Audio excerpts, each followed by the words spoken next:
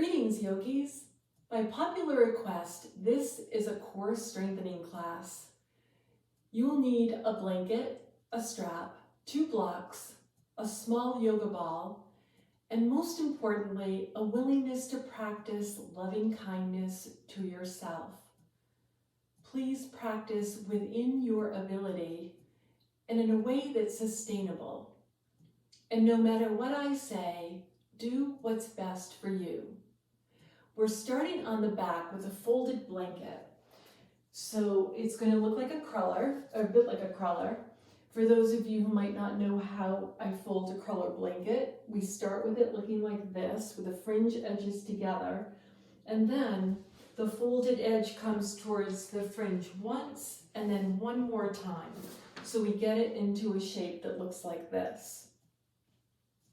I'm setting this up on the end, or close to the end of my mat, so that I can come down onto the back body, getting this support to be under the scapula, my shoulder blades. If you practice with a pillow, you should have a pillow up here, maybe a block up here, or even another blanket that's folded in the exact same way up for your head. Some of you definitely don't need that kind of support, but as you come down, find a way that the arms can be on the top side of the blanket, the same side as your head, and then the arms can be out a very comfortable distance away from the head. There may be a time that you want to take here to settle in and feel like you are not trying to levitate up off of the floor, but that this is a comfortable way for you to be releasing and relaxing down onto the earth. And take a few rounds of deeper breath, seeing if you can get more comfortable with this support under us, which is getting us into a little bit of supported fish pose. We'll bring the legs together to start, and then move the right leg out to the right side, back of the leg is down on the mat, and let the left leg come over to the right. My legs come over about 8 inches to a foot, and I'm assessing how I feel at this point. So you should be doing the same, seeing how much contact you can make with the back body and the floor. And decide if you can come a little further into the pose by bringing the arms down alongside the body and inchworming the torso over to the right a little more. The arms can come out at shoulder height. So you might enjoy the stretch that is now occurring on the left side of the body.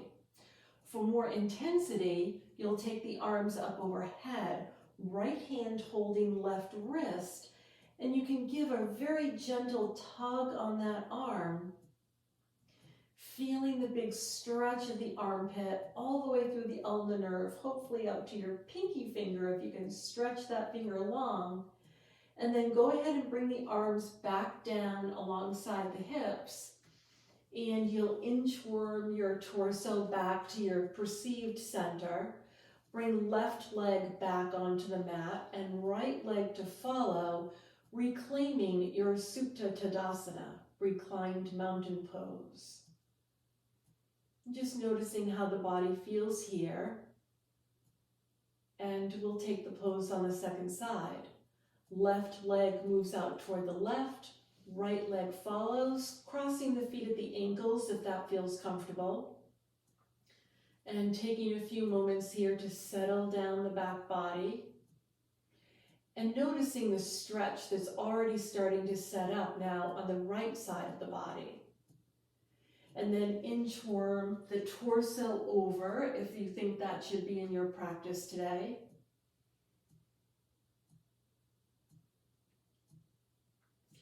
And decide if you want to take the arms up overhead, this time left hand holding right wrist with this very, very gentle tug.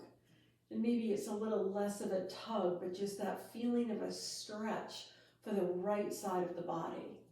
And notice where that's occurring for you. Let the arms come down. Go ahead and bring the torso back to your perceived center, and then the legs coming back into this semi-fish supported Supta Tadasana. We'll take the arms all the way up overhead, thumbs reaching toward the floor behind for this big stretch of the armpits, the arms, the upper part of the chest.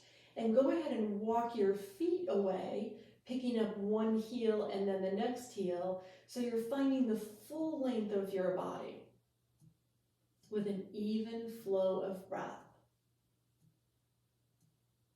And we'll bring the arms down and we'll hold opposite elbows right over the shoulders and go ahead and stand your feet. You'll pick up your hips and lay them down so the spine can be long. And if the blanket underneath is irritating you in any way, go ahead and remove it and join us in this pose. We'll let the legs go over to the right as the arms go to the left. And as the legs and arms come up through center, then they go to their opposite side. And be careful as you take this journey with the limbs going in opposite directions, like you're wringing out the center of the body. If the knees are not liking this very much, you can try flexing your ankles and pivoting the movement on your heels.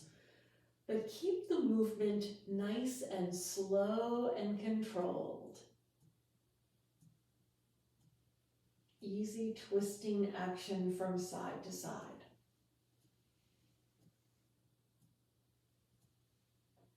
And the next time you come up through center, you release the hold of the arms, let the feet come down onto the floor. The arms can be right alongside the torso, palms face down, feet a comfortable distance from the hips, so you can come in and out of a very easy bridge pose. We're lifting the hips up and settling them back down again. Again, slow motion, let the body work for this.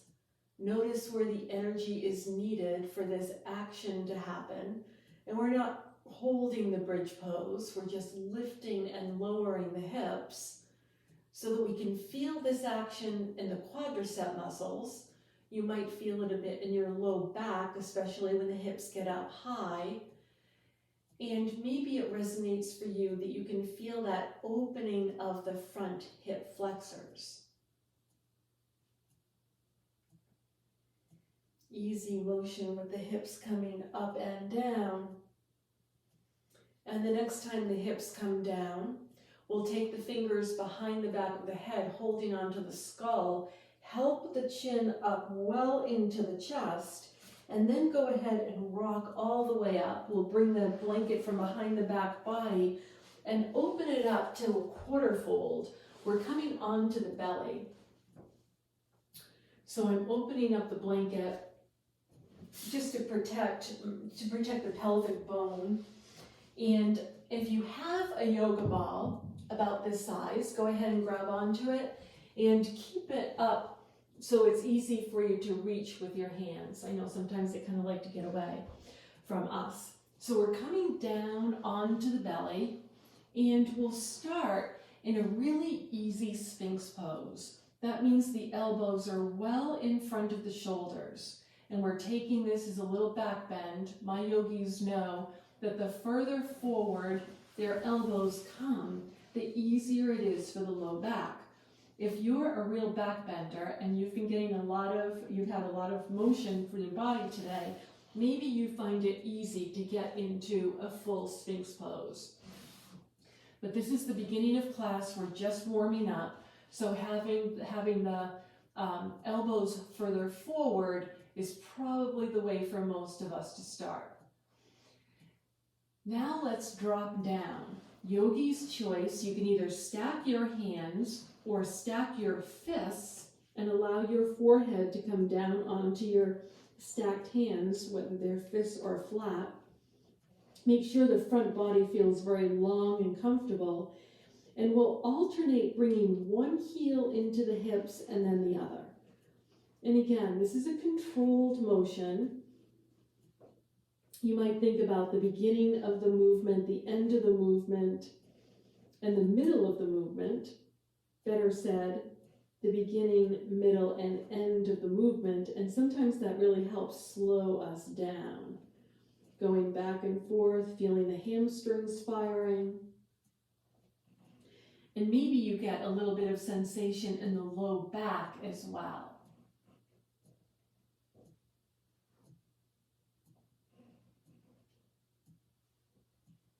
And we'll let go of that. And go ahead and just rock your hips a little from side to side. Try to keep one hip down as we rock from side to side, releasing a little bit of tension from the low back. And we'll go back to the lower legs, bringing that motion to stillness, head still resting down. Let's bend the right knee and lift the knee up off the floor and hold it off the floor. Press energy down into the front of the left leg, especially down near the ankle and the foot, to help keep the right leg up. Go ahead and bring the knee down, bring the top of the foot down, and we'll go to the second side. Left knee bends, and then the leg lifts up off the floor, and we're holding the pose, but don't hold the breath. See if you can keep the sole of the foot parallel with the ceiling. Go ahead and let that knee come down, let the top of the foot come down, and we'll go one more time. Right knee bends, lift the knee up off the floor. Feel the steady flow of breath. And let the knee come down, top of the foot comes down, and one more time. Left knee bends, flex the ankle if you can, lift the leg up off the floor. We're holding the pose. Come out of the pose if you need to. Go ahead and bring the knee down, bring the top of the foot down.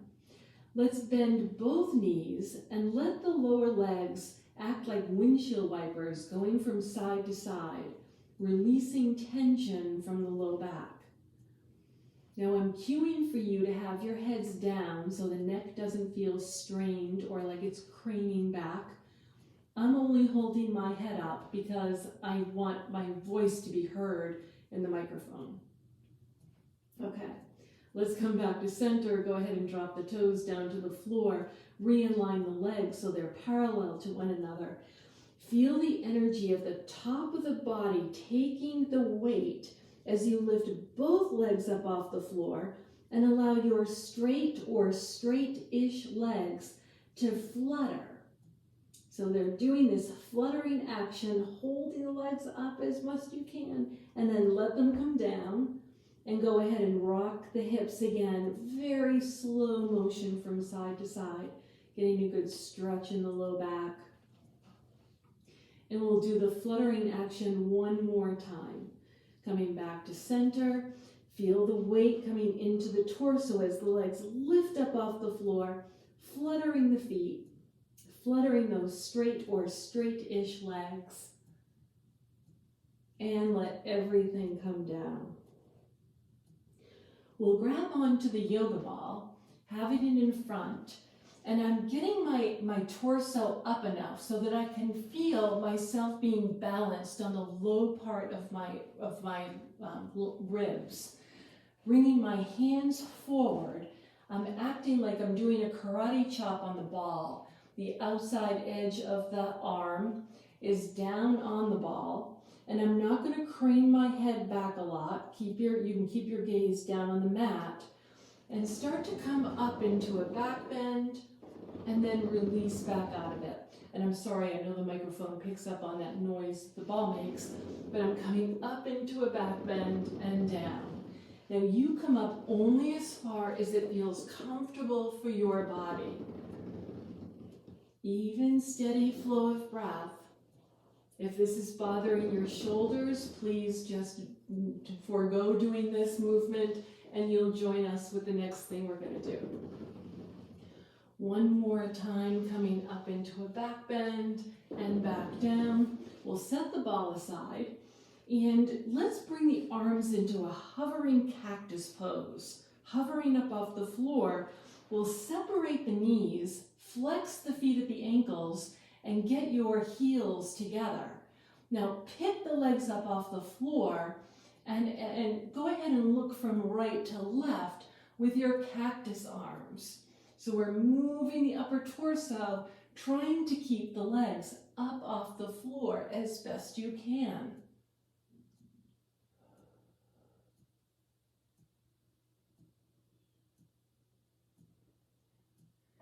Thinking if this is the skydiver movement. Okay, let everything come down. We'll go ahead and stack the hands, forehead down onto the stacked hands, bend the knees, and let the feet swish again from side to side.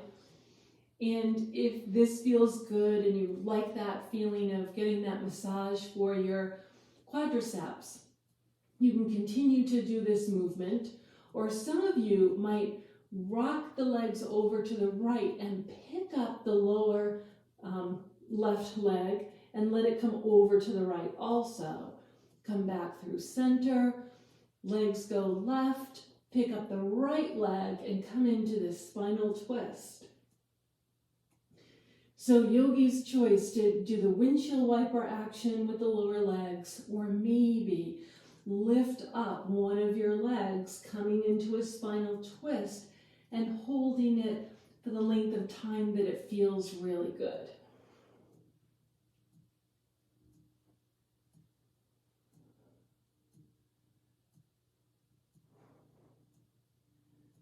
Okay, and coming back to center, we'll put the tops of the feet on the floor, drag the hands back alongside the torso so the thumbs are touching just above the waist area, and press the arms down as you come all the way up, setting the hips back into balasana, child's pose.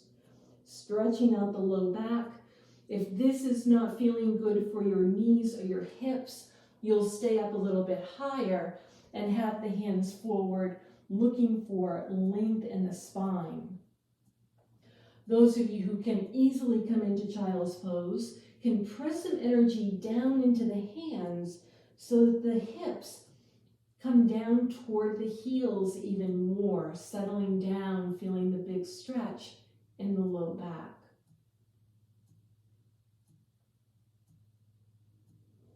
And we'll inhale to come up, and we're making our way into a reclined posture.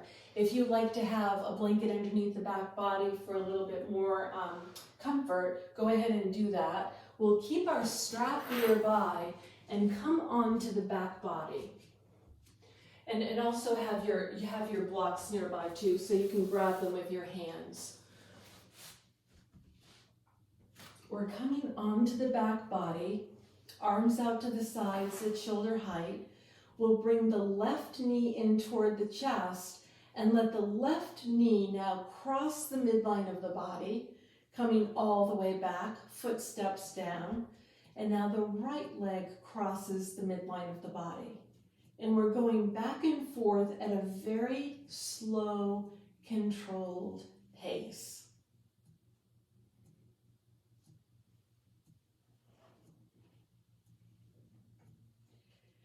And I'm cueing for you to have bent legs to start, and you can continue with bent legs, or maybe you'll start to bring a leg over and straighten the leg out a little bit. You can have straight or straight-ish legs. Yogi's choice, how you feel about doing this. And of course, the option is to let the legs sway from side to side in a very easy way that we did earlier in class.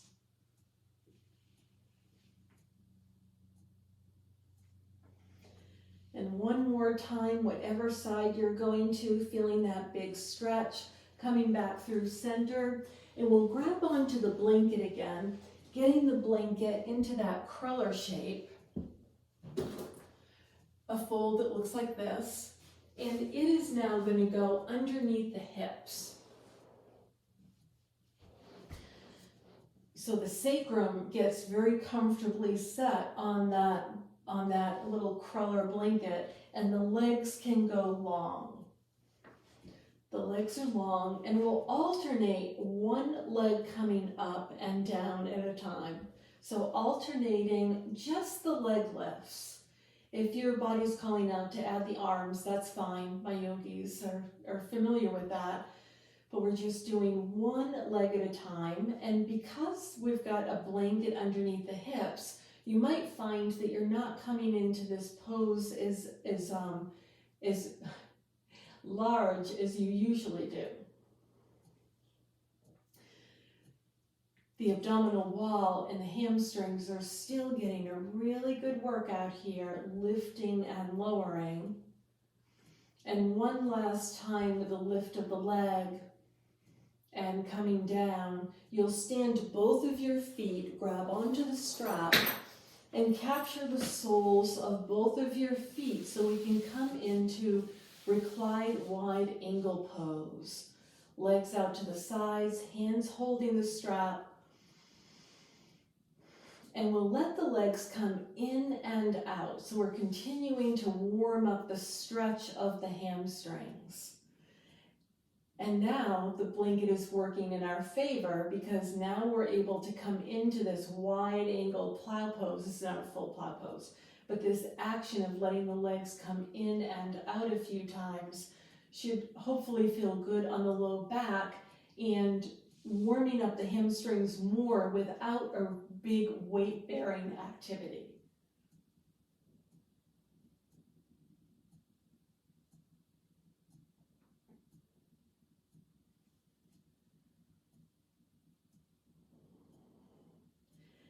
And coming back so that the legs are up, almost in a pike pose, go ahead and bring the legs together, and we'll hold the strap a little bit closer to the feet.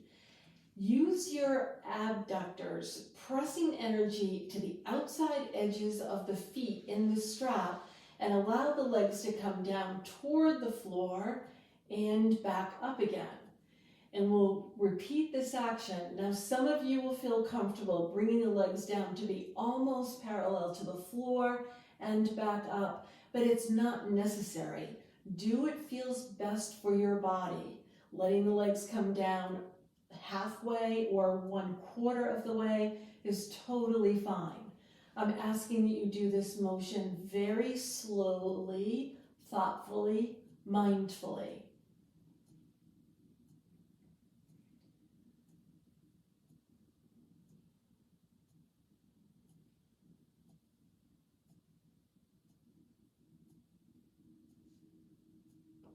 And the next time the legs come all the way up, we'll still try to keep this distance apart from the legs, which means that the abductors need to be working a bit here. And then let the legs circle around. You're holding the strap like the reins of a horse so that the arms have a little influence and guidance for how these legs are going around in a circle. Let's change up the direction. But hopefully you're feeling a bit of work in the abdominal wall.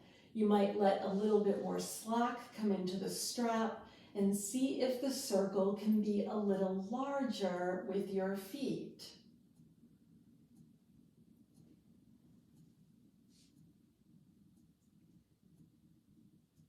And let's reverse the direction one more time.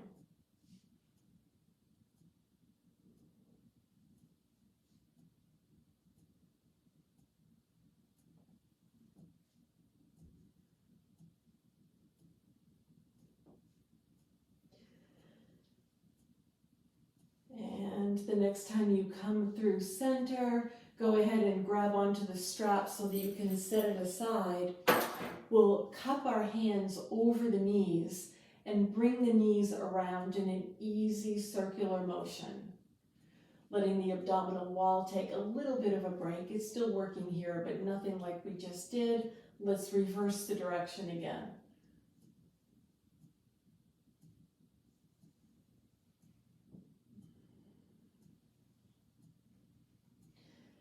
And you can use your feet to grab onto your blocks. Hopefully you've got them kind of nearby. And we're going to have these blocks underneath our feet to come into a bigger bridge pose. If you know what this is all about and you don't like using the blocks, of course you can get away from it. But if you're still using the blanket underneath your hips, it might feel good for the feet to be up on blocks. And if you were using your ball, you can also either use another block or the ball in between your knees. So again, the adductors are working here. And when you're ready, have the arms pretty much alongside the body, along the torso, so you can press energy down into the feet and pick the hips up off the floor. This time we're really pressing the hips up as best as possible, and maybe you can walk the upper outside edges of your arms toward one another a little bit, so that there's that feeling of really getting high up with your hips and energy pouring down into the outside edges of your arms. Go ahead and slowly let the hips come all the way back down again. And we'll press up one more time, bringing the hips up high and feeling the ease of the flow of the breath. And slowly settling the hips all the way back down again. If you're using a ball, grab onto the ball and get the ball now in between your ankles. Those of you not using a ball will just let the straight legs go back and forth like this, in this fashion. Those of you using a ball are going to roll the ball in between your ankles. Again, using the adductor muscles, that you've got to keep the legs together, using the abdominal wall to keep the legs up in the air as we let that ball just roll around the ankles.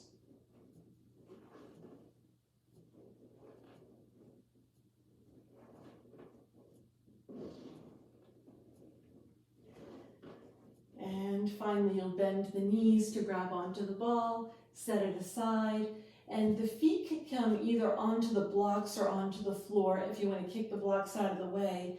So you can lift up the hips, get the blanket from underneath the back body, and then move the blocks out of the way so you can rock up to a seated position. I'm coming onto the side body to practice a variation of side plank.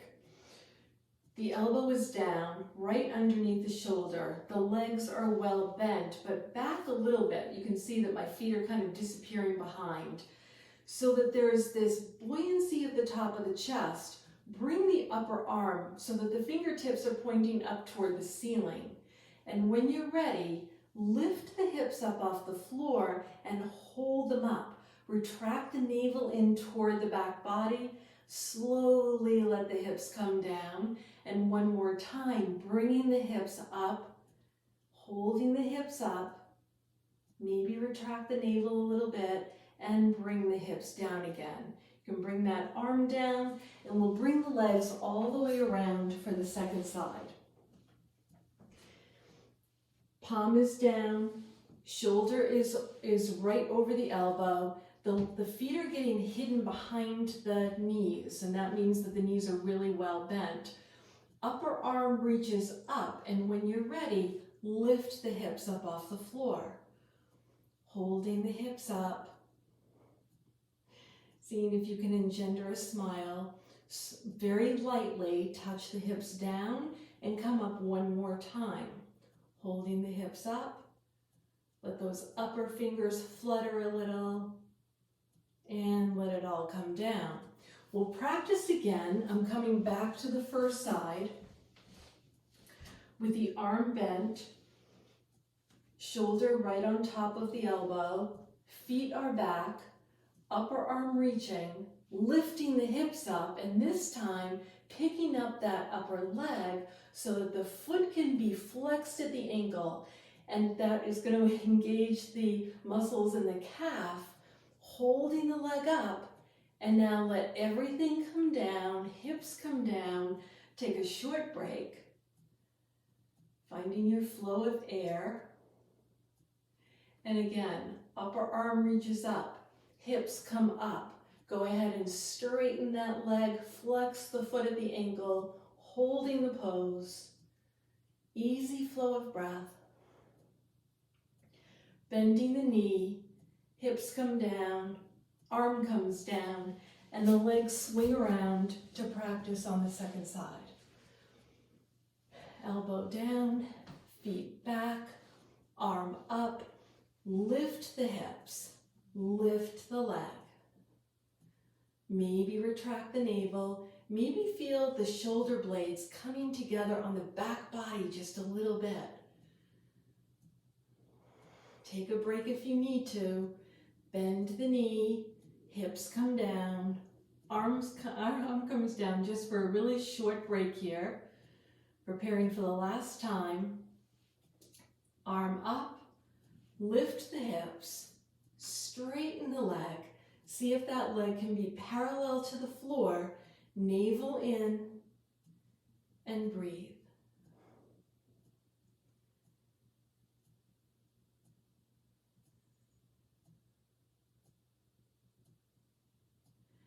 And bring the leg back, the hips down, the hand down, and we'll press up to all fours. If you like to have a blanket underneath your knees, this would be a good time to grab onto the blanket. And we're going to come into a movement of thread the needle. And I'm going to be practicing with my right arm coming up first, and then that arm comes down all the way through, landing on the shoulder, keeping the chin up off the floor. So it's the area above your ear that's touching the floor. You can move the standing left hand to where it feels comfortable. So you can float the left leg back and up and let that leg stay up in the air for a few moments. Maybe you can flex the ankle or you can point the toes. Finding your balance here.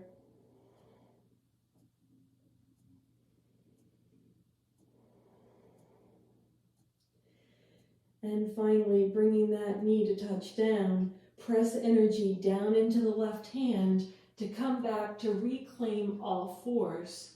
This time, left arm up toward the ceiling, coming into this twist. Bring that arm all the way down and through, landing on the shoulder.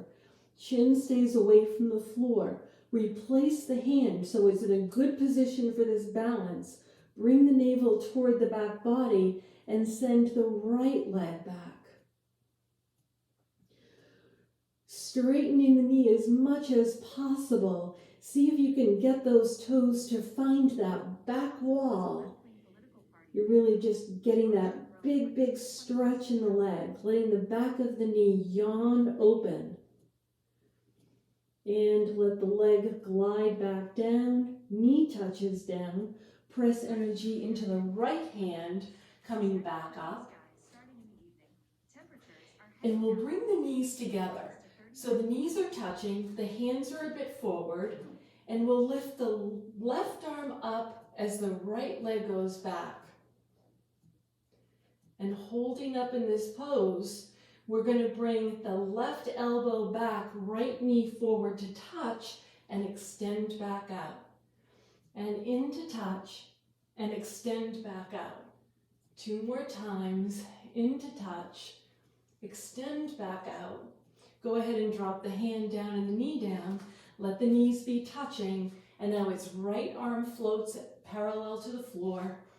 Left leg back, holding this bird dog pose. And bring everything into touch and extend back out. Into touch and extend. Into touch and extend. And one more time. Into touch. Extend back out.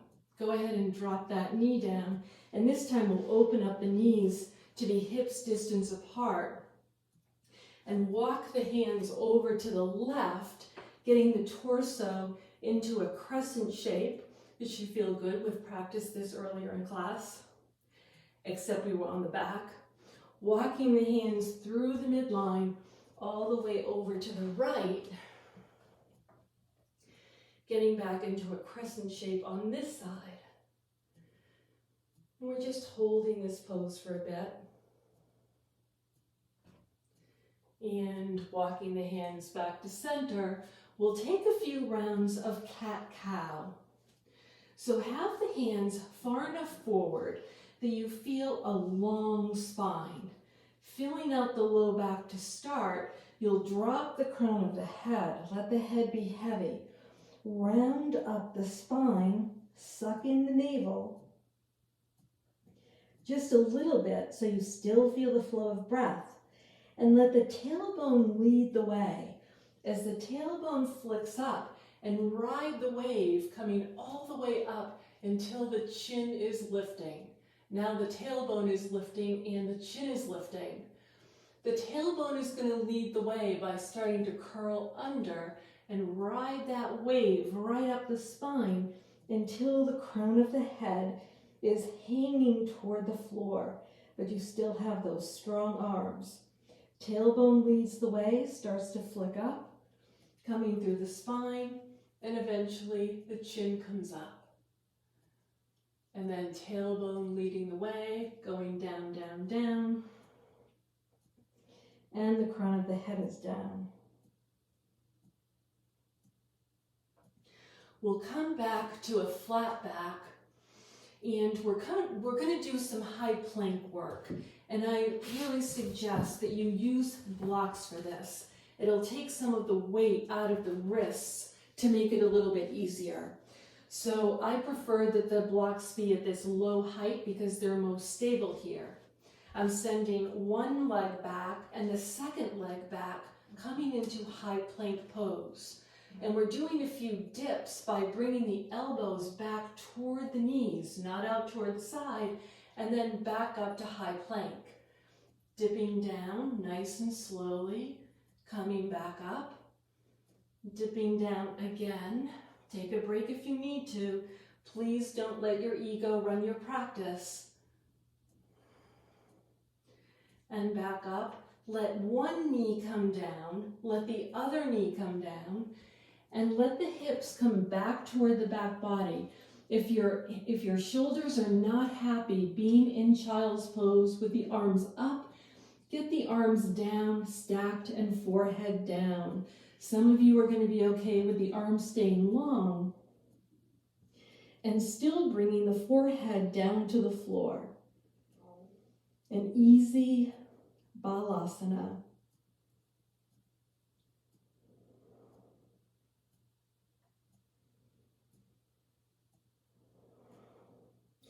Inhale to come back up, and we're going to reclaim high plank pose. Sending one leg back, toes curled under, second leg back, toes curled under, and then come into three-legged plank. One leg is hovering parallel to the floor. We're holding that pose for a few breaths. Go ahead and let that leg come down. Let the opposite leg come up. Floating and holding the pose, feeling the flow of the breath.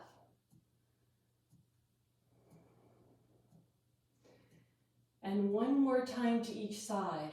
The left leg comes down, right leg floats. Keep the press of the arms. Maybe a tiny little bend in the elbows. Just a little bit. Elbows bend back toward the knees. Right leg comes down, left leg goes up.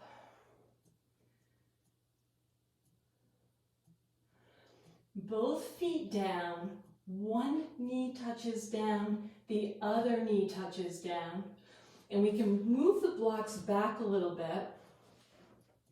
We're going to curl all 10 toes under, and then hover the knees off the floor, rounding the back a little bit, sucking in the belly. The knees are hovering, the soles of the feet are getting a big stretch here, the arms are getting a good workout. And come all the way down. Unflip the toes. Bring the blocks onto the medium height so the right foot comes forward in between the blocks, settling down into a low lunge. Curl the back toes under, back knee up off the floor. We'll start to transfer the weight into the feet by coming up onto the finger pads, bringing the hands together at heart center, coming into a bit of a back bend, and staying in this staying in this high lunge position. Then bow forward, hands to the blocks, front foot back to meet the back foot, left foot forward. Left foot forward, let's sink the back knee down, unflick the toes so you can feel that the low lunge, really opening up that right hip flexors. Go ahead and bring the knee up off the floor and start pressing weight from the front foot to the back foot and the back foot to the front foot to stabilize the pose. The hands again come to heart center as you lift the sternum. Let the shoulders relax.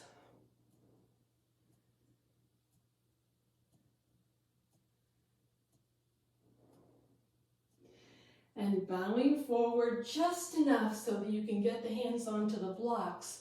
You'll step the front foot back to meet the back foot and then walk your feet into a standing position for the legs and a forward bend for the torso. The hands can either stay on the blocks or you can let go of the blocks and allow the hands to come to the floor. Some of you who love forward folds might hold opposite elbows and let the shoulder girdle come down toward the floor. Hands to the hips. Press weight mightily to the outside edges of the feet as you come all the way up to a standing position. We'll move the blocks out of the way, finding our standing position. And we're going to do a few side bends. Arms up overhead. Right hand holds left wrist, coming over to the side and up. Left hand holds right wrist, coming over to the side and back up again. Let the arms float all the way down. We'll open up the feet a good distance apart, holding the hands behind the back body. Go ahead and interlace the fingers and straighten the elbows as best you can. Get a little bend in the knees as you come forward, forward, forward into a forward fold. And then you can straighten or nearly straighten the legs as you press the arms straight and you're in this wide angle forward bend. Start to lift the torso up, but then release the hands down onto the floor.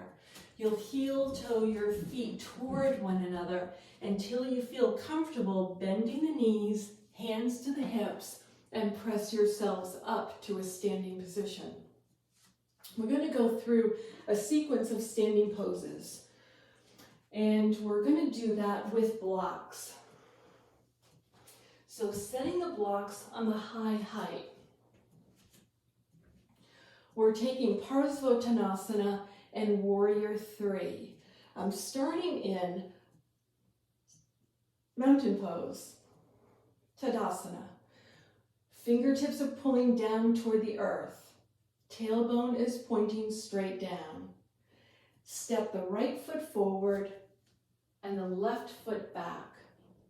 And see if you can have all 10 toes pointing in the same direction.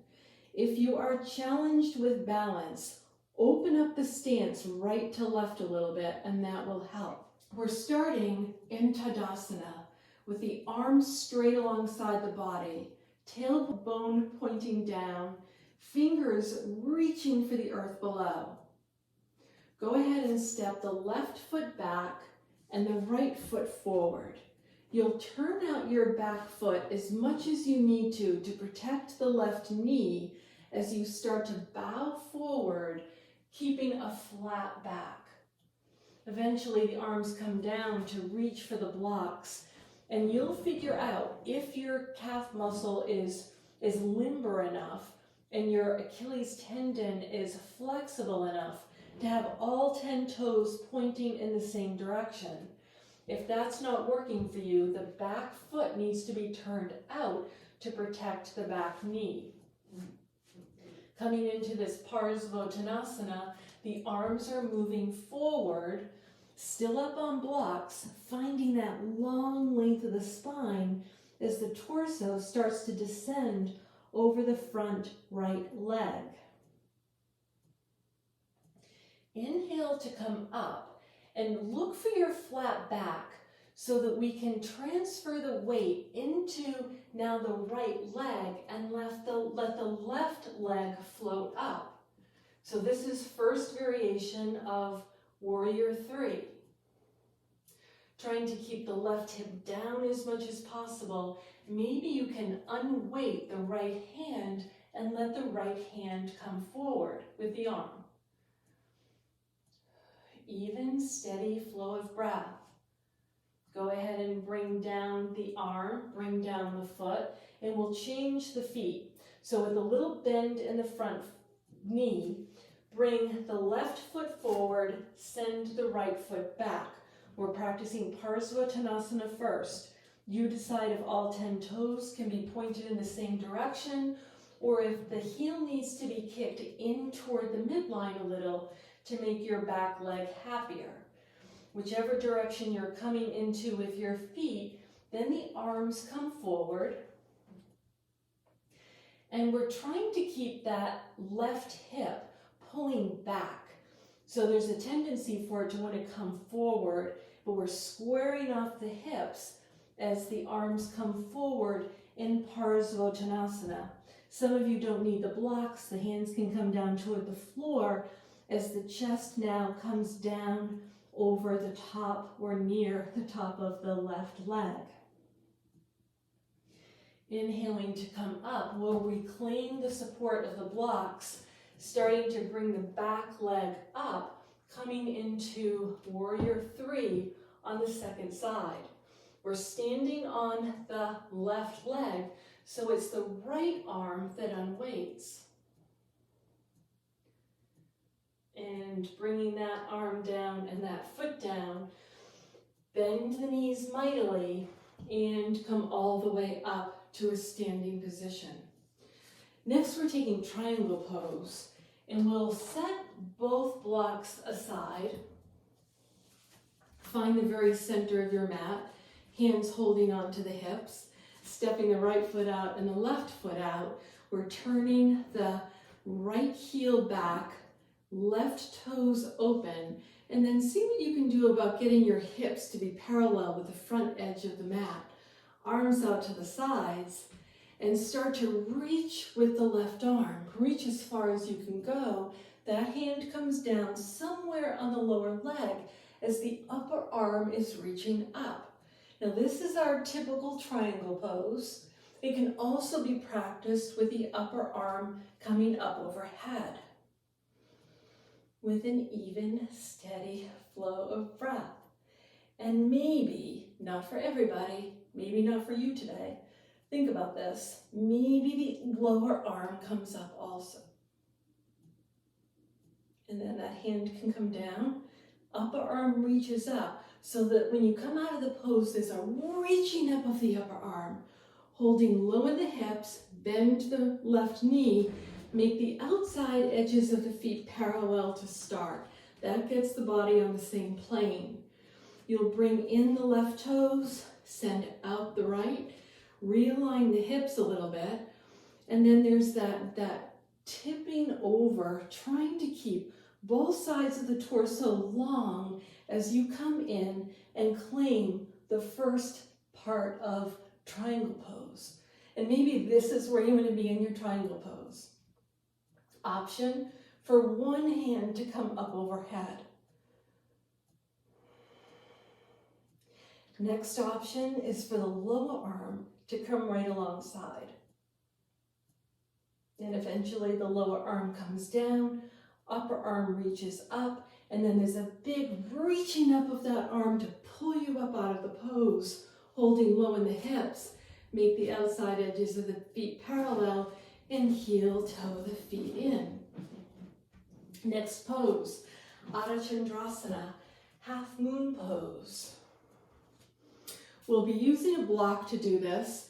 Many of you know, sometimes this is lovely to do at the wall. This would be a really good time to do it at the wall, if you have a wall handy.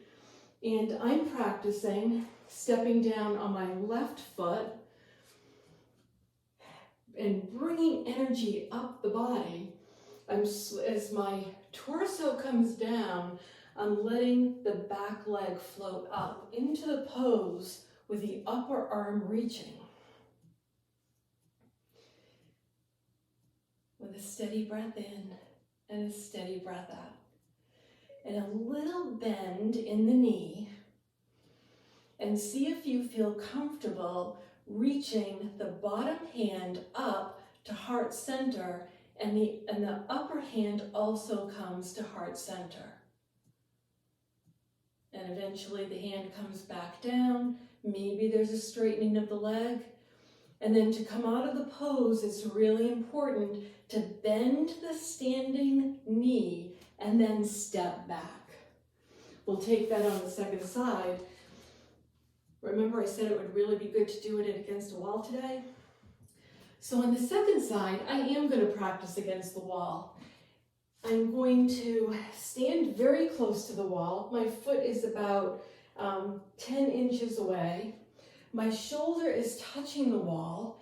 And again, the leg floats up in the back at the same rate the arm comes down in the front. The beauty of doing this against a wall is that you can really send everything away from heart center. And then to take the next expression of the pose is a whole lot easier with a balance against the wall.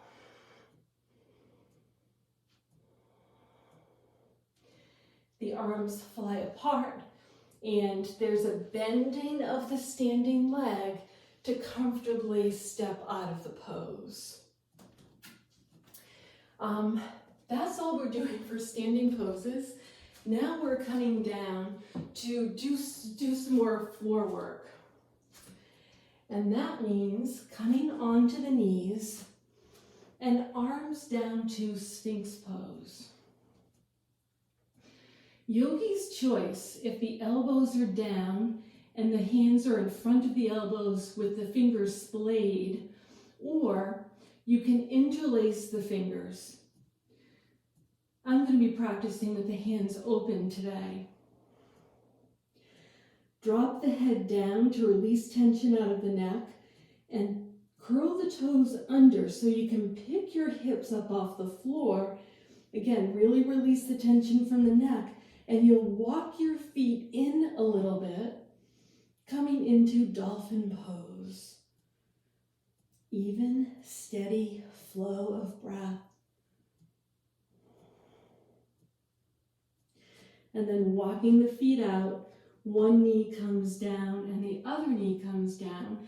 And I'll give you an opportunity to practice the other pose, or just the other pose, meaning to interlace the fingers if you didn't do it the first time. Or this is a good time to take balasana, a good break. To get into the pose, one set of toes curls under, second set of toes curls under, and then walking your feet in. The design of this pose is that eventually the spine becomes perpendicular to the floor. And then there's that possibility of lifting one leg up into the air and the other leg up into the air. The feet walk back, the knees touch down, and we come back into balasana.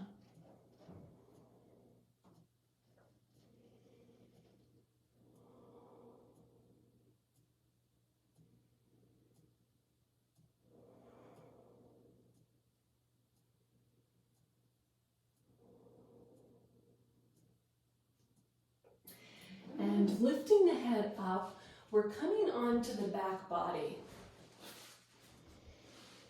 Coming to the back body to do these upside down crow crunches. The arms will be extended overhead. The legs are hovering off the floor, and you pull everything in to touch and then extend back out again. In to touch and extend back out. Now try to keep your waist pressing down toward the floor. I know for some of you it's going to pop up a little bit, but you're trying not to come into a back bend. Sending arms overhead, legs going straight, bringing it all the way back in. And one more time if you can do it. And everything comes back in again. We'll hold on to the tops of the shins, cross the feet at the ankles, rock all the way up, coming onto all fours. And this may be a pose that you just want to watch. It's not necessary for everybody to do all the poses. My hands are down on the floor. My palms are suction cupped to the floor. My fingers are well splayed. I release my thumbs a little bit towards the index fingers, and I come up onto my toes. Next, I walk my feet in so that I can get the tops of my shins on the outside edge of my upper arm. I let the collarbones open up, keeping the gaze down toward the floor. I'm starting to lift my feet up and get the balance so that I can take one set of toes up off the floor. And then maybe I can get the other toes up off the floor. And you continue to practice this just like I do. So this is a possibility for practicing crow pose, getting the toes up off the floor, holding the balance, and coming down. And you can continue to practice that if you want to, or you can take your blocks, set them alongside the torso, hands in a really comfortable position. So my fingers are coming down like a waterfall over the tops of the blocks.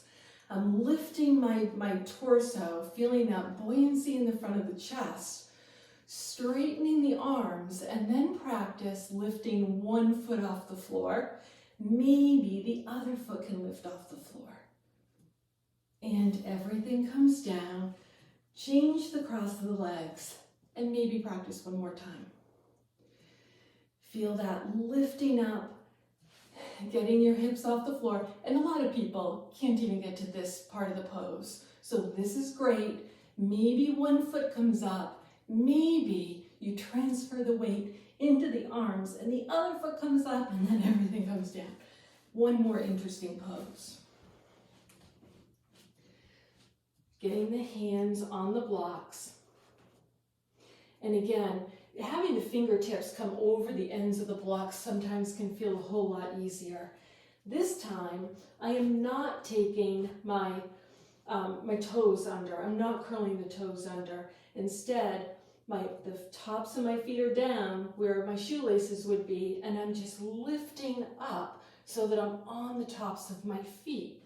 Come on back down again. And you'll practice that as much as it feels comfortable, opening up the fronts of your ankles.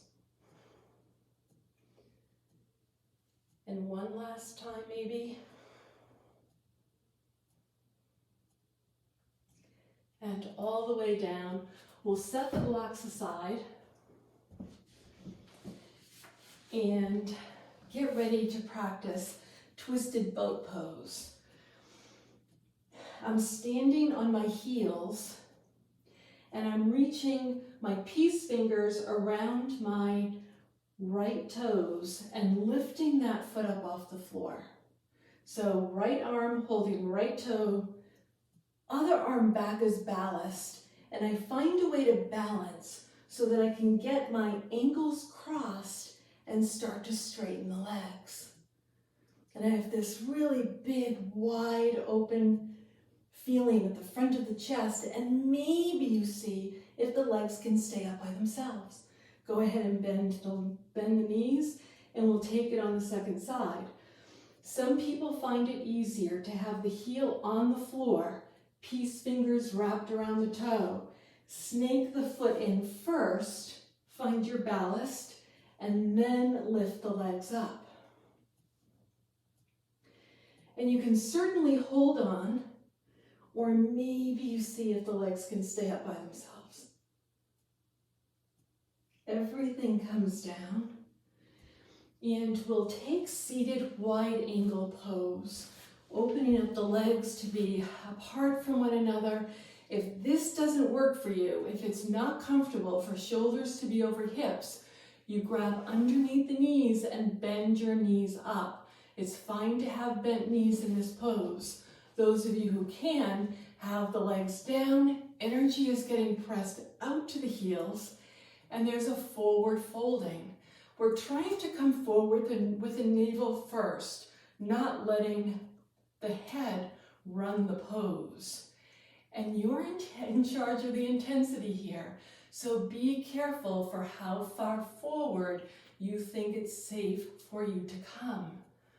And modify so it's appropriate for you.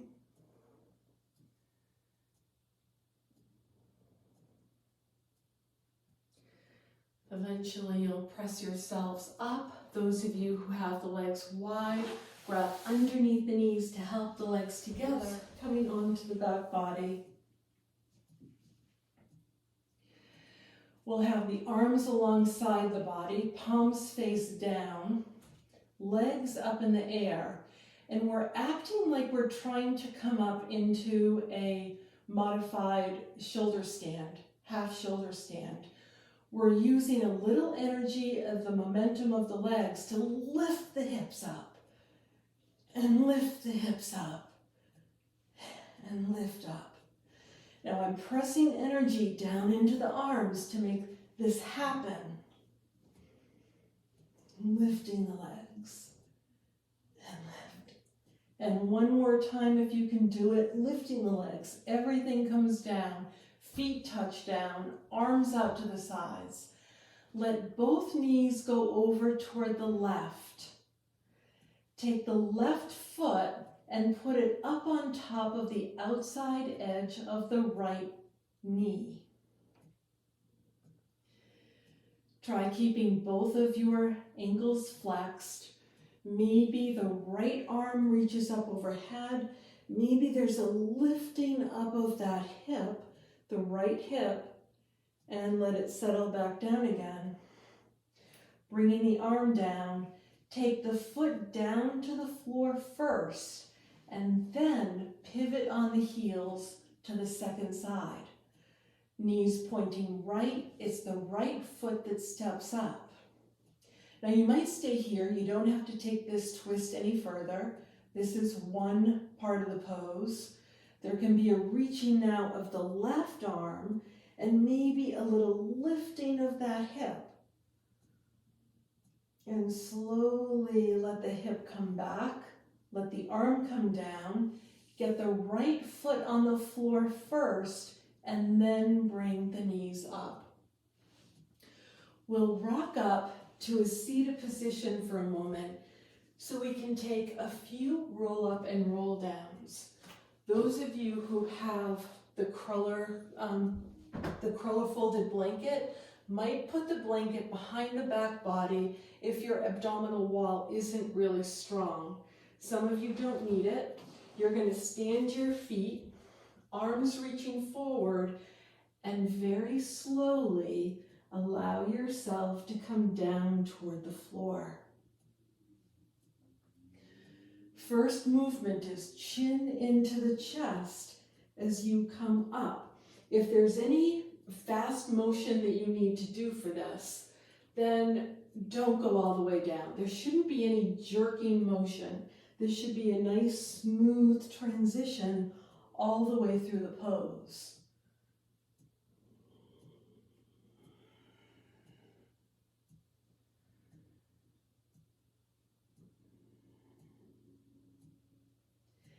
And this will be the last time, chin into the chest, coming up. And it's time for you to take an inversion. You can be practicing Viparita Karani, or maybe you're practicing half shoulder stand, or full shoulder stand if you have the props and know how to set up for it to keep the neck healthy. I'm going to come up into half shoulder stand because we've been practicing doing this by rocking my hips up, grabbing onto my hips, And in half shoulder stand, the legs should be not perpendicular to the floor, but a little bit in front. Setting up for whatever inversion you want to do today. Definition of the inversion is that the hips and the legs are higher than the heart. So it doesn't have to be a perfect inversion. Maybe you just have the legs higher than the heart.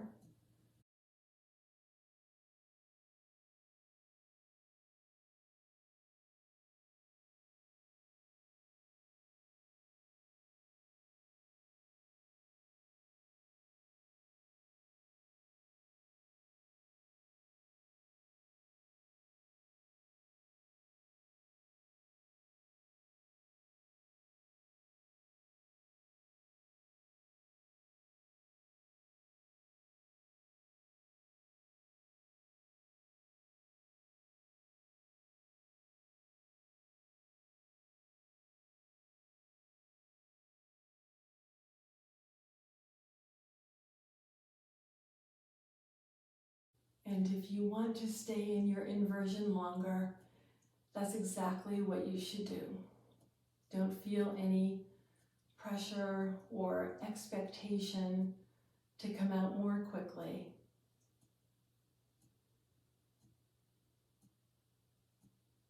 Practice your own yoga. And when you're ready, you'll come into Shavasana, full relaxation pose.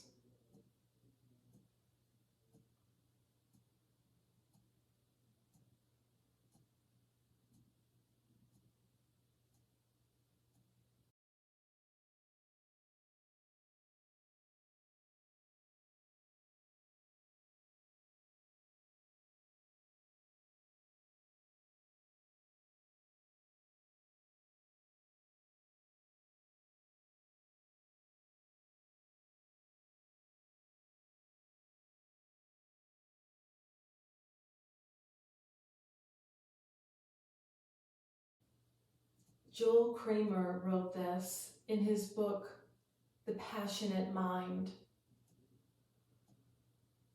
Yoga is a dance between control and surrender, between pushing and letting go, and when to push and when to let go become part of the creative process, part of the open-ended exploration of your being.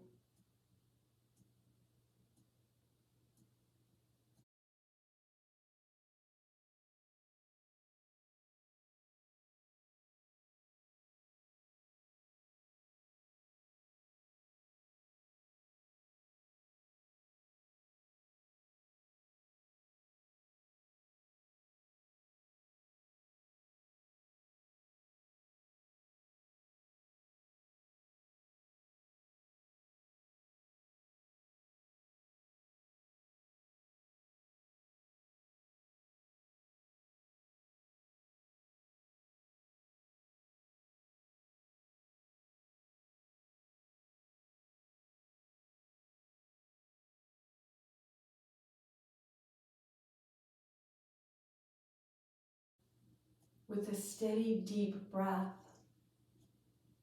bring the knees toward the chest and rock on the back like a bear coming out of slumber.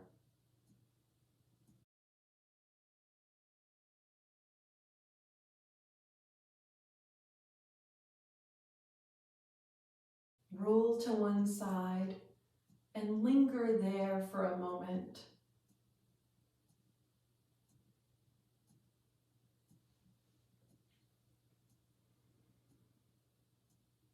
You'll press yourself up to a seated position, taking time to enjoy the journey.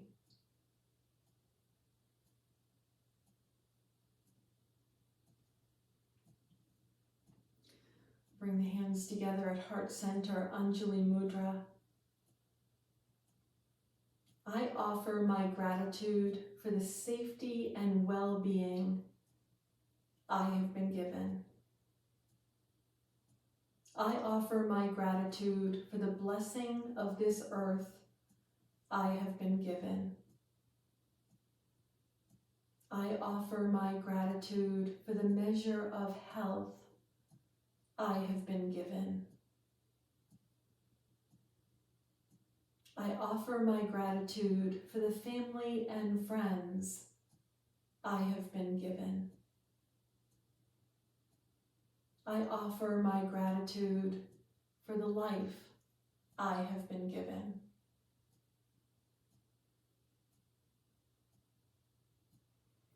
Bring the hands behind the back, holding on to either wrist, and fold forward into Yoga Mudra.